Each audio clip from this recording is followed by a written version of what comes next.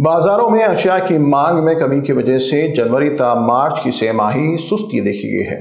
معیشت کی رفتار میں سستی اس مالی سال کی سب سے سست رفتار بڑھوتری ہے۔ اقتصادی ماہرین نے جس رفتار کا تخمینہ لگایا تھا، امکان ہے کہ ماہرین کے تخمینے سے کہیں زیادہ سست رفتاری دیکھی جائے گی، جبکہ گزشتہ مالی سال کے اکتوبر تا دسمبر کے 3 ماہی کے مقابلے میں اس 3 ماہی میں ملک کی مجموعی گھریلو پیداوار غیر متوقع طور پر 8.4% تک کا اضافہ دیکھا گیا ہے۔